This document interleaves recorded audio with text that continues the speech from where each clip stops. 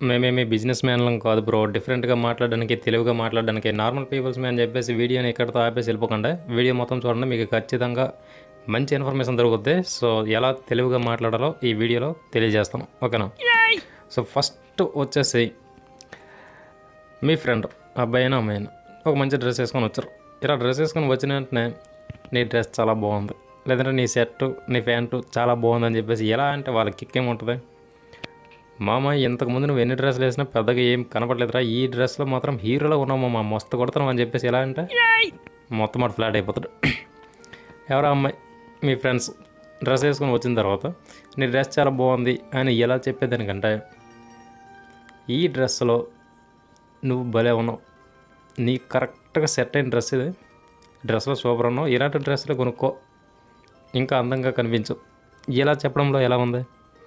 So ఇదే తెలుగుగా మాట్లాడడం. So ఇప్పుడు కొంతమంది చెప్తుంటారు తక్కువ మాట్లాడండి, ఎఫెక్టివ్గా మాట్లాడండి. Speak less and effectively. తక్కువగా మాట్లాడు కానీ ఎఫెక్టివ్గా మాట్లాడంటే ఏంటి? కొంతమంది ఏమనుకుంటారంటే సామెతలు మాట్లాడలేమో, మధ్య మధ్యలో డైలాగులు వేయలేమో, ఇలా అనుకుంటారు. ఇవన్నీ కాదు. ఫస్ట్ వినాలి. అవతల వాళ్ళు ఏ టాపిక్ మాట్లాడుతున్నారో ఆ టాపిక్ విని దానికి రిలేటెడ్గా మెయిన్ కోర్ పాయింట్స్ అనేవి కొన్ని ఉంటాయి, వాటినే మీరు మాట్లాడాలి.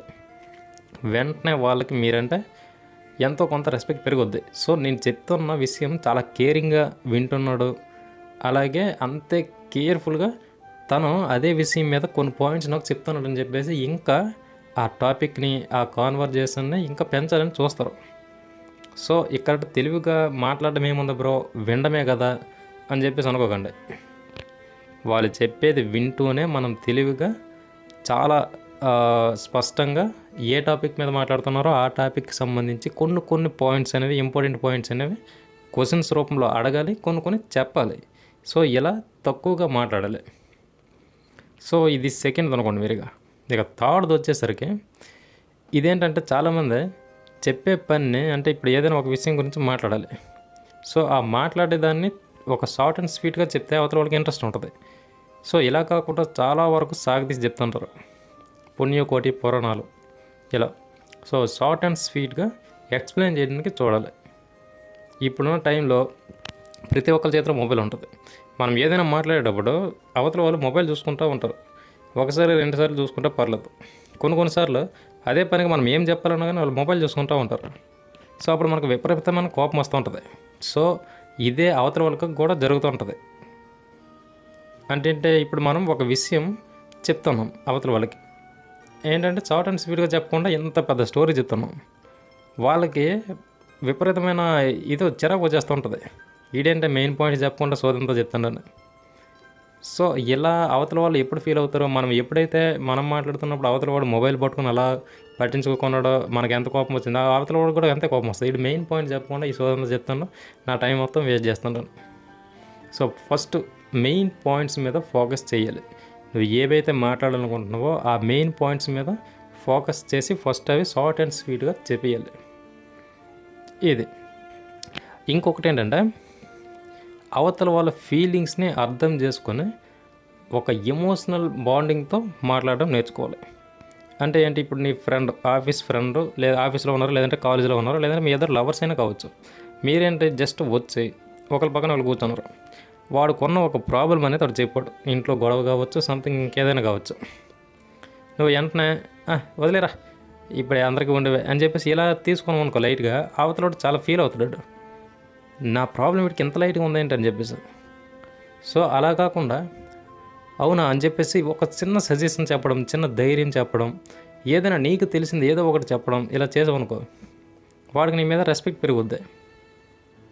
సో ఇక్కడ ఏంటంటే మనము ఒక ఎమోషనల్ బాండింగ్ అనేది క్రియేట్ చేసుకోవాలి మన చుట్టూ ఉన్న వాళ్ళతో. సో ప్రతి ఒక్కరు, మీ ఫ్రెండ్ అయినా, లవర్ అయినా, వైఫ్ అయినా, ఎవరైనా సరే ఒక ప్రాబ్లం అయినా సంథింగ్ ఏదైనా చెప్పేటప్పుడు లైట్ తీసుకోకుండా దానికి సంబంధించిన ఒక సజెషను, లేదంటే ఒక చిన్న ఓదార్పో, ఇంకేదైనా వాళ్ళు కోరుకుంటారు మన దగ్గర నుంచి. మనం లైట్ తీసుకుని వదిలేరా అందరికీ ఉన్న కష్టాలు అని చెప్పేసి ఇలా అంటామంటే వాడిగా వీడితో ఉండడం వేస్ట్ అని చెప్పేసి ఇదైపోతాడు. సో ఇదొకటి. సో ఫిఫ్త్ది ఏంటంటే స్పీక్ పొలైట్లీ. చాలా మర్యాదగా మాట్లాడు. ఒక కూరగాయలు అమ్మే వాళ్ళ దగ్గరకో లేకపోతే ఫోన్ స్టోర్కో లేకపోతే మొబైల్ స్టోర్కి ఇంకెక్కడికి బట్టల షాప్కి వెళ్ళావు. అక్కడికి వెళ్ళి డబ్బులు ఇచ్చేసి, ఓయ్ మీ దీంట్లో ఏమున్నాయి, ఏమమ్మా ఏం కూరగాయలు ఉన్నాయి చూపించు, లేకపోతే మంచి ఫోన్ కెమెరా మంచిగా బంద్ చేసే ఫోన్ ఒకటి అని చెప్పేసి ఇలా రుబాబుగా మాట్లాడమంటే అవతల వాడు కూడా అంతే ఉంటాడు. ఇది తీసుకో అని చెప్పేసి ఏమమ్మా కూరగాయలు మంచిగా మాట్లాడి అంటే ఇప్పుడు ఎలా ఇక్కడికి వెళ్ళి ఏంటమ్మా ఈ కూరగాయలు ఇవన్నీ అసలు చేతగా ఉన్నాయి, మంచి కూరగాయలు లేవని చెప్పేసి ఎలా ఉన్నావు అనుకో, ఆమె కింద మీద చూస్తుంది. చూసి అసలు కూరగాయలు కొనే మొహమేనా అని చెప్పేసి పంపమంటుంది. సో ఇక్కడ కూడా సేమ్, మొబైల్ షాప్ అయినా బట్టల షాప్ అయినా లేకపోతే కూరగాయల షాప్ అయినా ఎక్కడైనా నువ్వు వెళ్ళి జస్ట్ పొలైట్గా అంటే రెస్పెక్ట్గా మాట్లాడాలి వాళ్ళతోని. సో నువ్వు ఎంత రెస్పెక్ట్ ఇస్తావో అట్నుంచి అంత రెస్పెక్ట్ రాకపోయినా కనీసం 70% రెస్పెక్ట్ అయినా రివర్స్లో నీకు వస్తుంది. అమ్మ కూరగాయలు ఎలా అమ్మ ఎంతకి ఇస్తావు అని చెప్పేసి ఎలా అడిగితే, తీసుకో తల్లి తీసుకో బాబు అని చెప్పేసి వాళ్ళు చాలా పొలైట్గా మాట్లాడతారు. అన్న ఈ మధ్య కెమెరా మంచిగా ఉన్న మొబైల్స్ ఏమైనా వచ్చాయన్న కొంచెం చూపిస్తావా అంటే ఆడు 1కి 10 మొబైల్ తీసి నీ ముందు పెడతాడు. సో ఇక్కడ పొలైట్ అనేది చాలా చాలా చాలా ఇంపార్టెంట్. నువ్వు ఎప్పుడైతే ఒకరికి రెస్పెక్ట్ ఇచ్చి మాట్లాడతావో అవతల వాళ్ళు కూడా రెస్పెక్ట్ ఇచ్చి మాట్లాడతారు. ఇదే తెలుగుగా మాట్లాడడం. ఇంత చిన్నదాన్ని అంత పెద్దగా చేసుకోవడం చాలామందికి ఈ విషయం తెలీదు. చిన్నగా ఈ కొంచెం రెస్పెక్ట్ ఇచ్చి మాట్లాడితే అయిపోయేదానికి వీళ్ళేదో పెద్ద తెలివైన వాళ్ళు మనం లేకపోతే ఇంకేదో అనుకొని విపరీతంగా మాట్లాడి పెద్ద కొండంత ప్రాబ్లం తెచ్చిపెట్టుకుంటుంటారు. Not only market, not only mobile shops, ఇంట్లో కూడా ఇదే పంచాయితీ. అమ్మ దగ్గరైనా, భార్య దగ్గరైనా, పిల్లల దగ్గరైనా, ఇంకా బ్రదర్స్ దగ్గర కూడా కొంచెం రెస్పెక్ట్ ఇచ్చి మాట్లాడితే అవతల వాళ్ళు అంతే రెస్పెక్ట్ ఇచ్చి మాట్లాడతారు. సో ఇది 5th. 6th ఏంటంటే నువ్వు ఎవరితోనైనా మాట్లాడేటప్పుడు ఐ కాంటాక్ట్ అనేది మెయింటైన్ చేయి. అంటే ఏంటి, వాళ్ళు నువ్వు అటు ఇటు ఏదో చూసుకుని ఏదో సో చెప్తా ఉన్నావు అనుకో, వాళ్ళు కూడా లైట్ తీసుకుంటారు నీ మాటలని, పెద్దగా పట్టించుకోరు. అటు చూసుకుంటే నేను ఏదో చెప్తాను, ఇటు చూసుకుంటే ఏదో చెప్తాను, ఇటు చూసుకుంటే ఏదో చెప్తాను, ఫోన్ చూసుకుంటే ఏదో చెప్తాను, అవతల వాడికి అది ఎక్కదు, పట్టించుకోడు నిన్ను. సో ఆ మాట్లాడినవాడు పెద్దగా పట్టించుకోడు. ఎందుకంటే నువ్వు చెట్లకి పుట్లకి ఫోన్కి చెప్పుకుంటున్నట్టు ఉంటుంది కానీ వాడికి చెప్తున్నట్టు ఉండదు. సో ఇక్కడ కూడా తెలివిగా మాట్లాడడంలో చిన్న స్కిల్ అనేది యూజ్ చేయాలి. మాట్లాడుతున్నావు, సో వాడు మొహం చూసి మాట్లాడు, ఏదైనా ఉంటే పాయింట్ టు పాయింట్ మాట్లాడు, వాడు క్లియర్ కట్గా వింటాడు. నువ్వు ఎప్పుడైతే మొబైల్ చూసుకొని ఇంకేదో చేసుకొని మాట్లాడుతున్నావో వాడికి ఇంట్రెస్ట్ పోయి వాడు మొబైల్ చేస్తాడు. సో ఇద్దరు మొబైల్ తీసుకొని మాట్లాడుతుంటారు, మాటలు మొత్తం గాలిలో కలిసిపోతాయి, మొబైల్లో ఉన్నదంతా మీ బ్రెయిన్లోకి వెళ్తుంటుంది. సో ఇది మేజర్ మిస్టేక్, ఇలాంటివి అస్సలు చేయకూడదు. సో ఇది 6th పాయింట్ అనుకోండి. ఇన్ని పాయింట్స్ నిజంగా మనం అన్ని ప్లేసుల్లో ఉపయోగించితేనే మనం తెలివిగా మాట్లాడుతున్నట్ట లేకపోతే లేనట్ట అని చెప్పేసి మీకు డౌట్ రావచ్చు.